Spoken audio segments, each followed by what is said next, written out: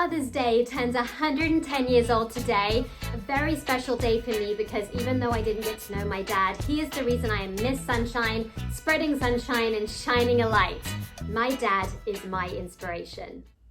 Oh, hello and welcome to Sunshine Sundays with Ella London. I was always told from a very young age that Father's Day is just a Hallmark holiday, but what are its true origins? And Juneteenth. I hope we're all up on the origins of Juneteenth by now, but do we say Happy Juneteenth? Keep watching to find out. And now, let's find out about Father's Day. Father's Day. Is it a Hallmark holiday? Was it invented by retailers just to get us to buy things and boost the economy? Well, one of the things I've loved about this vlog is being able to research and have an excuse to go out and find out interesting things and share them with you. And one of them is the origins of Father's Day. And it has made this day even more special for me than I ever thought possible.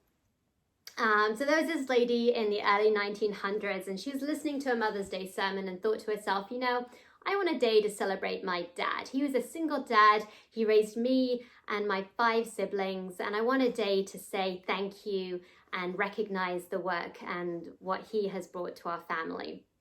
So Sonora Smart Dodd, that was her name, she went and petitioned the mayor of Spokane, Washington, and said, this is what I want to do.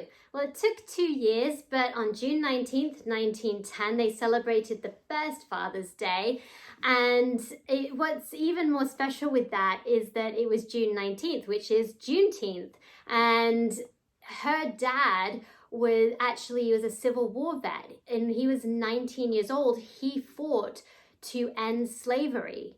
And so it's just beautiful seeing that tie in with Juneteenth and her Father's Day being celebrated on Juneteenth for the first time, and knowing that it's all tied in together. So many things in history are tied in together, and some have significant meanings and some are just happy coincidences. And I just love that, you know, he was a Civil War vet fighting for the end of slavery. And then Father's Day was celebrated on Juneteenth for the first time in 1910. So yes, let's celebrate dads today. Let's enjoy and celebrate the history of where Father's Day came from and the first dad who inspired this being a Civil War vet. And so yeah, happy Father's Day, especially to you single dads out there, taking a special moment to acknowledge the work that you are doing with your children. Happy Father's Day. Happy Juneteenth? Let's find out. Thanks to the Black Lives Matter movement, more and more of us are finding out about Juneteenth and its true origins. And one of the things that I heard quite a few people say this past Friday is it okay to say Happy Juneteenth? Or, you know, is it, you know, what do we say? Is it okay to say that? You know, what do we do? And one of the things that I have discovered is yes, we say Happy Juneteenth. It is a day of celebration and it needs to be celebrated. Listening to so many Black voices and talk about Juneteenth is really just acknowledging that it's a celebration of Black joy. Celebrating their stories, their value, their true authentic selves, their history, present day and future. Author Imani Perry says, joy is not found in the absence of pain and suffering. It exists through it. And we can see that in the protests. We see the dancing and singing in the streets spontaneously breaking out. That is an expression of Black joy. And so next year, I am saying it will be a national holiday next year, official national holiday, and we'll all be saying Happy Juneteenth and celebrating Black joy, Black culture, and everything that embodies.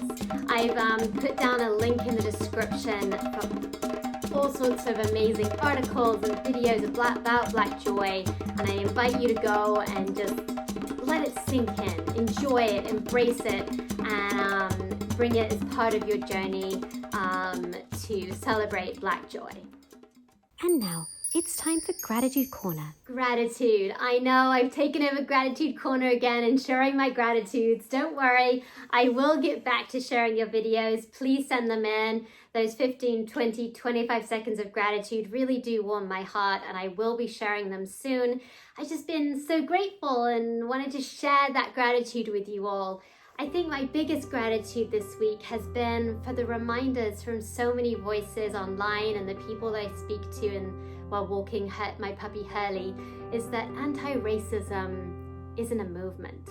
It's a lifestyle. It's how we live our everyday life. It's as important to me as breathing and eating. Without that living anti-racism, we aren't truly alive and living. Without all of the things that anti-racism represents, I don't think that we can really be human, because accepting each other and loving our differences and recognizing the importance of every human life as equals, that is when we are truly alive. That is when we are living the lives that we were born to live. So thank you to all those voices out there. I know many of you are tired. I know many of us are wanting to take a break, but we aren't, because this is important.